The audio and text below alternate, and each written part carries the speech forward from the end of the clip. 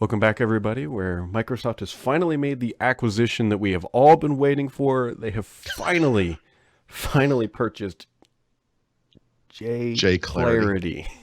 Clarity.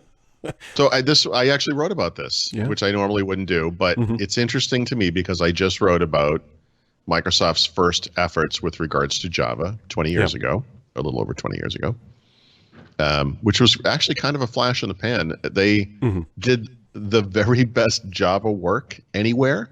They made an incredible developer environment. In fact, they basically created .NET with Java. Mhm.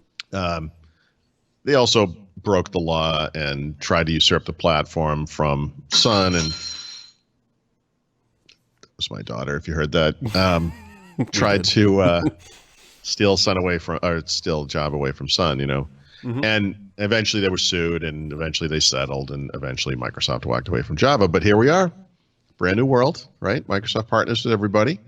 Microsoft loves everybody, and Azure is open to everybody. And this company apparently makes software that helps Java applications run as fast as possible in Azure, and now they're part of Microsoft. Yeah. I mean, it's Incredible. terms were not revealed, as they never are, unless it's a material acquisition. But Right. I don't think this is breaking any banks for them. I'm sure it was a material acquisition for Jay Clarity, but yes, yeah. Yes, You know. those guys are Yeah, they're very happy today. prancing to the bank, I think is how, or maybe skip to Although my Lou. they are based in London, so it's possible that the price was about half what it would have been a year ago. Based on exchange rates and whatnot. Other things, so for those who aren't familiar, I believe it's called Gamescom. It's happening in Germany right now. Going to be a lot of gaming announcements. There's actually by the time, potentially when you listen to this, it might be over. There's going to be a Stadia Connect event as well, which I'm not vaguely, I'm actually pretty interested in it, mostly from a technology perspective. But we got some more Minecraft news, which kind of puts an emphasis on why the super duper graphics pack was canceled. They're now announcing the ray tracing support for Minecraft, which is going to make things look better-ish. And it actually introduces some of the Looks features. great. Yeah, that the super duper graphics pack, which I just really like saying, was going to drop in there. So, Yeah, so you think this is the reason why they got rid of it? Absolutely. The thing is, I don't know why they just didn't announce them both at the same time. Like, they could have said, like, hey, look, here's this thing. And by the way, because it overlaps with the other thing, we're not going to do it now. And then they could have saved themselves a lot of bad PR. But I agree. if they would like further consulting advice in the future, you can... I've offered this service to Microsoft many times. They curiously have always declined. I can't imagine why. And then also Spotify announcing some improved family plans with more appropriately listened. What am I even trying to say? More appropriately aligned features, like an explicit music filter, so that if my daughter ever gets a Spotify, the day she gets a Spotify account is the day I die a little inside. And I'm going to turn this on for my kids, even though they're both 17 and 21, just to mess with them. If you don't like it, you can pay for Spotify. Not a bad move if you're listening to music in my house. That's right, or elsewhere. It doesn't really matter as long as you're, suckling off my account. So, and then also there were new Apple Watches uncovered, but now I don't know if the Apple Watch Rumor 5 is different than this, but it's new material, so I don't know if it's just an upgraded or like refined Apple Watch 4, because we haven't really heard any new features or anything else coming to it, and I can't imagine them doing a faster processor. Like, that doesn't really jive in a watch. I'm sure there'll be little things like that, but yeah, I bet they'll call it 5, and it will be about the new materials. I'm sure they'll still have at least one of the older materials for just like cost savings and whatnot. But the ceramic is obviously incredible, and then what was the other one? Titanium. Yeah, kind of interesting. But those both sound like premium. I mean, to your point, they probably keep a low end one. Yeah. Yeah. So that's apparently coming. Mm-hmm.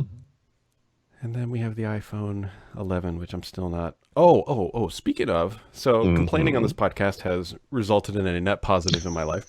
Okay. So remember, I think it was on Friday, I was complaining about how the Face ID just sucked. It didn't work with my sunglasses on and all that stuff. So if you turn off focus it's like a focus requirement. I can't remember. Like it's an extra layer of security on Face ID where you actually have to be looking at the sensor. Okay. Once I turned that off, it actually improved quite a bit. Thanks to everybody actually who tipped me on that. I'm now less secure, but I can at least wear my sunglasses. And I because of the, I'm just looking at it now to see how it works. I'm going to actually pull it up in case anybody else has this problem. Yeah. I mean, I prefer, this is true on Windows too. I prefer the explicit sign-in experience, right? And on a phone, what that means is I pick it up and I push my finger into something on the back, hopefully, and it signs me in, right?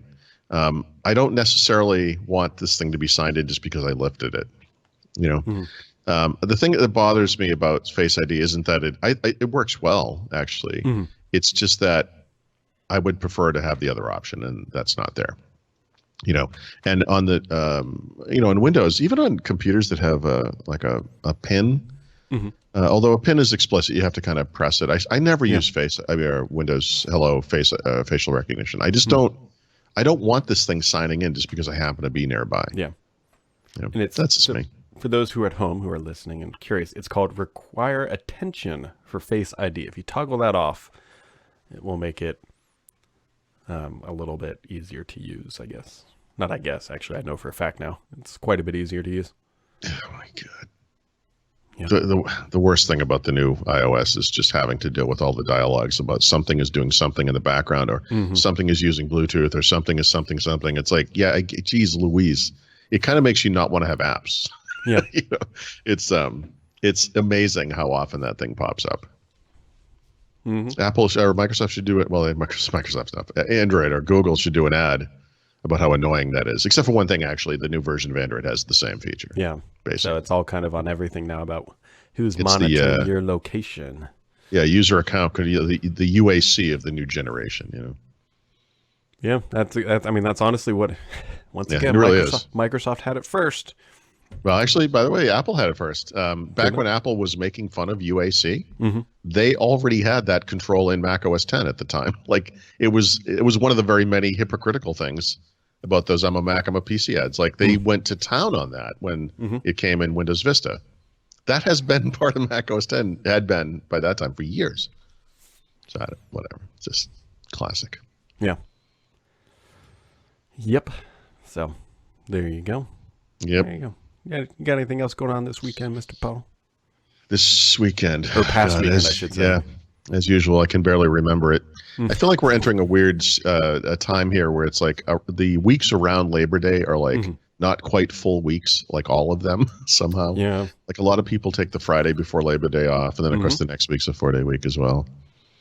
No, I mostly, I worked on that Programming Windows series a lot over the weekend. It's weird, like it's like 10 years into the story, and there's probably like 40 articles or something. Like it's crazy, but yeah, this is where everything kind of heats up, because this is like the antitrust days, it's the internet days. There's an incredible number of things. I had forgotten stuff. Like, in fact, I'll do this live because I'm just curious if this still works. There was a feature in Windows 95 called Scraps, which I guarantee you've never heard of, which is fine. Yeah. So the way this worked was, and it does not work in Windows 10, so I have to go look this up to see where they got rid of this. If you had an OLE compatible application like Microsoft Word, you could select content in it, and you could drag it to the desktop or to any folder, and it would create a scrap. And the scrap, I remember the icon, it was like a torn off piece of paper. And the scrap was like a live view of that data.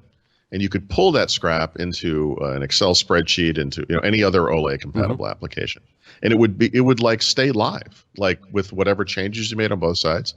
I have no idea why anyone would ever want or need to use such a thing.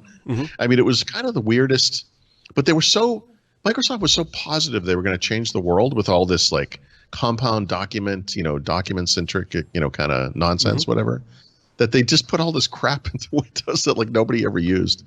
And, eventually they got rid of it. But anyway, I was playing around with that over the weekend. I forgot. I never tried it on Windows 10. It doesn't work anymore. But yeah, I'm going to go back and look. I want to see where I bet they silently kept scraps in the operating system. And I guess in Windows, Office would have to support it explicitly too.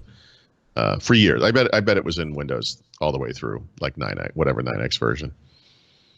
Yeah, that's how I spend my time, Brad. This is what I do. For the next couple updates of Windows 10, they should just bring back all the stuff they've killed off over the years. Yeah, bring back Briefcase. It's a really neat way to synchronize data between a laptop and a desktop computer. It really, really is. Yeah. Binder, this application in Office where you had like a list of documents. They were all different types of documents. You can go back and forth between them inside the same giant compound document. All this stupid stuff. Yeah, that's interesting. That Binder is kind of like what they call Notion HQ. I am getting a phone Notion call. HQ. So we're going to end it on that because I think that I need to answer this. So Okay. there you go, folks. Have yourselves a wonderful day, and we'll catch all of you right back here next time.